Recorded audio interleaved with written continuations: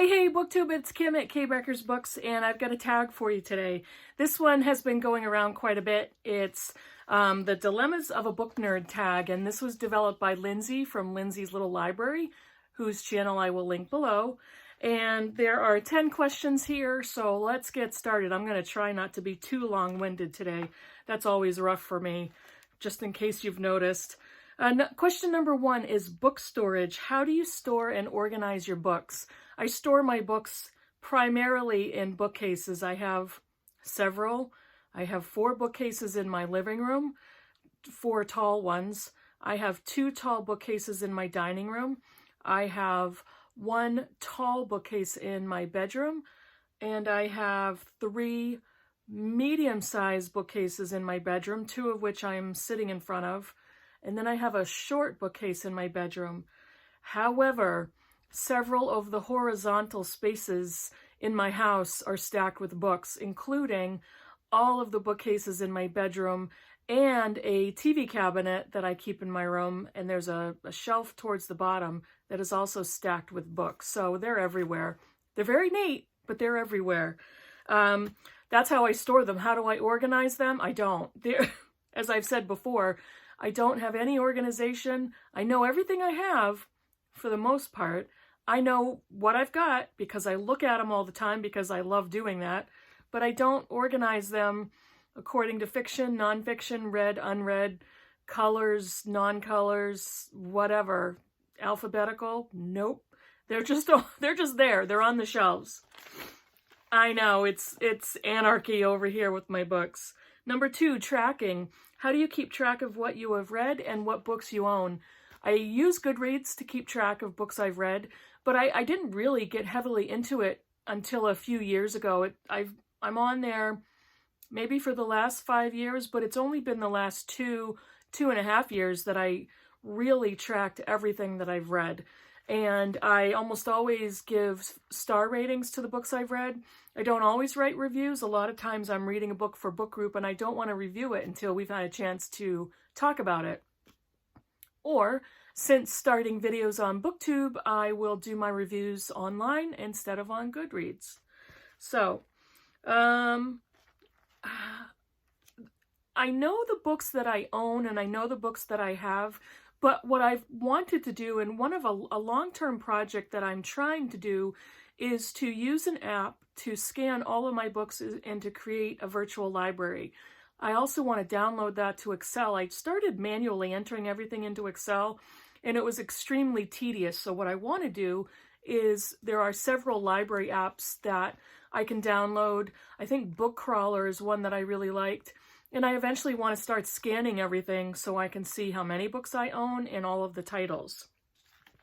Number 3, borrowing. Do you lend your books out? Frick no. No way. I used to. I think I've lent out 3 books in my lifetime that I was pissed off that either got lost or ruined. And I'm like, nope, never again. And I honestly don't have very many friends who read like I do and who want to borrow books. The friends that I do have that read a lot already have their own books and tend to read a lot on ebooks and from their own collections. I give a lot of books away. Books that I don't need to keep or don't feel the desire to keep, or books that I read and didn't like, or books that I DNF'd. I will give those away and I will offer those to friends.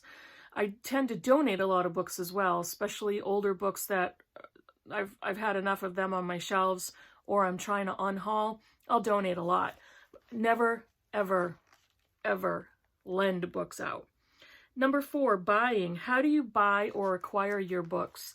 In every way there is. In stores, online.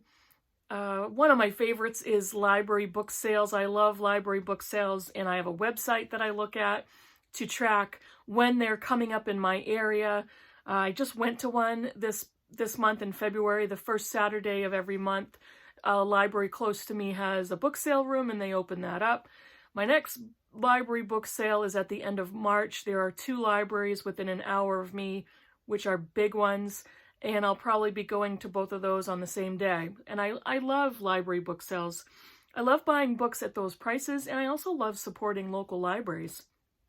I do go and buy books in bookstores, large ones and small ones, corporate chains and independents. I also order a lot of books online. I order a lot of used books online too. So whatever way possible, I acquire my books. Number 5, the point is comments. How do you respond to the comment, "How do you read so much?" Or similar comments to that.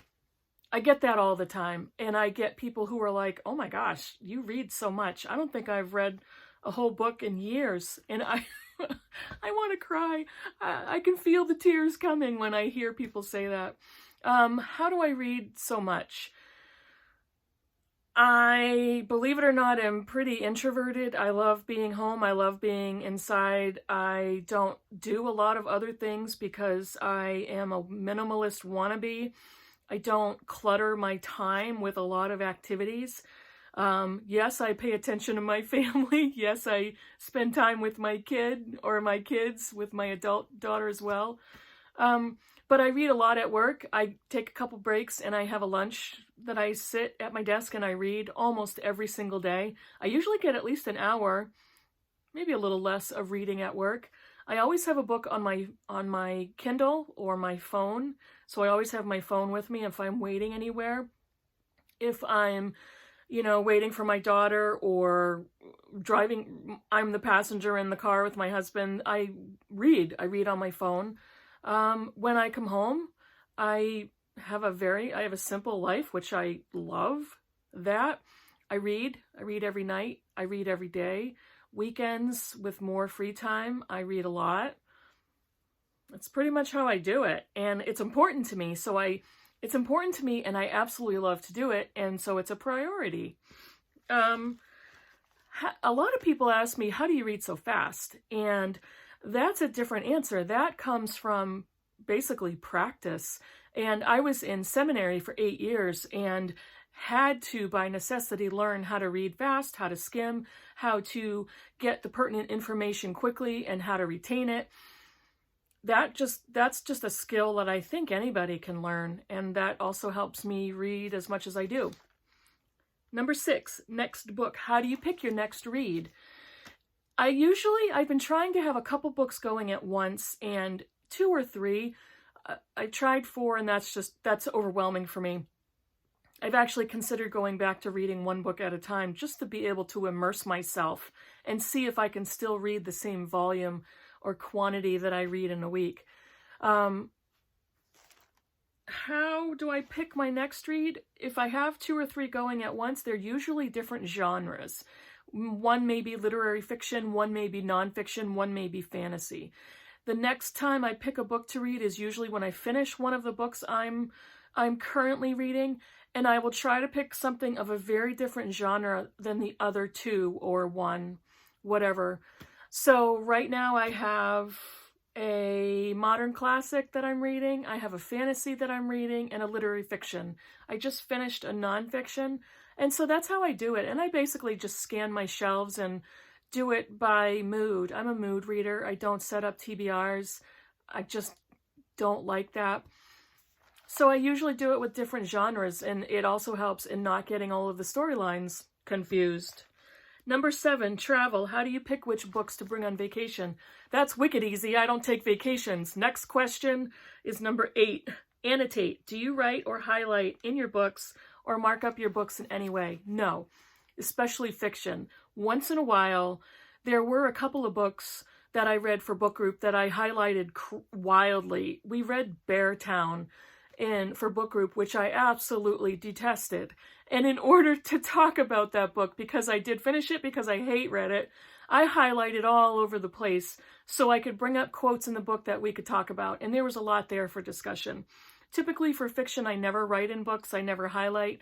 I spent so much time reading textbooks that the pages went soft because there was so much writing and so much highlighting. I also went to seminary, so I read the Bible through, and I have multiple notes and extensive highlighting, and over years of reading and studying the Bible, I've got all kinds of pages that are see-through because of so much notations and highlighting and all that. But I almost never do that for fiction. Number 9, new or backlist, which do you prefer? If you've watched any of my videos, you know I prefer backlist. And sometimes it's because I'm cheap and they're cheaper. I can find so much on bargain tables and library book sales. But it's also because there's enough reviews that I know I'm typically not going to be disappointed by a backlist book. I have to say, a lot of new releases that I've picked up recently, with a few notable exceptions, have been quite disappointing for me.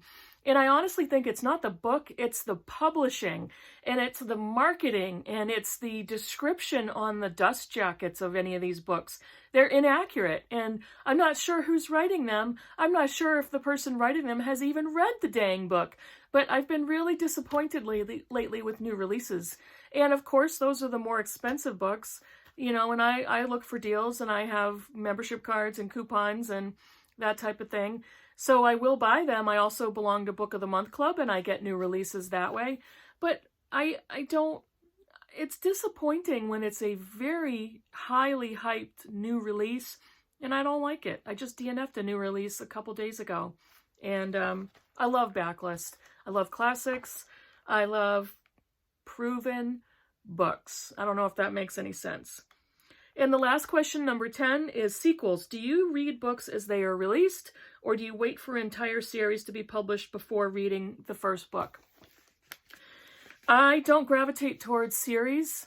However, there are several that I have read. I read Harry Potter, and I didn't discover Harry Potter until my older daughter was, oh gosh, in middle school, I think. She grew up with Harry Potter, and my mother-in-law at the time bought her the first books, and my daughter started getting into them. And it wasn't until the third book, which is The Prisoner of Azkaban, that I finally noticed the Harry Potter books. We read those one at a time as they came out, and every time a new book came out, that became an event for us. We had so much fun waiting for the next book, and we went to bookstore events when the new books were coming out. We pre-ordered them online, and we would sit at the door the day it was supposed to arrive at the house. And I think I said in a previous video, when my second daughter was born, my older daughter walked into the hospital room carrying Harry Potter and the Deathly Hallows, having received it that day. So it was so much fun to do that. We also did that with the Twilight series. Yes, I've read Twilight and enjoyed it. So again, my older daughter was reading the series, and I didn't notice it until she said, "Mom, you got to read these books." And by that point, I think Breaking Dawn, which is the fourth and the last book, was already out in hardcover. So I started at the beginning, and I think I bought Twilight, which is the first book, and subsequently bought all three of the next ones. I read the entire series all at once, and then I turned around and started reading it a second time. So I read it 2 times, one right after the other. I know it's Twilight. I'm a twihard. I understand the problematic aspects of that series. I get it. It's not literature. So what? It was wicked fun, and I am Team Edward all the way. Yes. So, one of the other series I read is N.K. Jemisin's Broken Earth trilogy. That was already out. All 3 books were already out when I started that one. And we read the first one for book group, and I loved it so much that I next bought the next 2. And the only other series I can recall reading is Elena Ferrante's The Neapolitan Quartet. There are 4 of them. I read My Brilliant Friend, which is the first one, and immediately bought the second one, and then read that, immediately bought the third, and then the fourth. So I absolutely loved that series, and I think I read that a couple of years ago. That's it, I think. I think a lot of series are fantasy science fiction. I honestly don't like to read those in series. I only like to read those in standalones, and I actually tend to look for that. Except for the Broken Earth trilogy with N.K. Jemisin's writing, which is spectacular. That is it. That's the problems of a book nerd tag, and these questions were really fun, and thank you, Lindsey, for originating the tag. Yeah, that was it. So thanks for watching. Let me know how much of a book nerd you are, and if any of these questions and topics resonate with you, or if you want to answer some of these in the comments below. Subscribe if you haven't already, and I'll see you soon. Thanks for watching. Bye.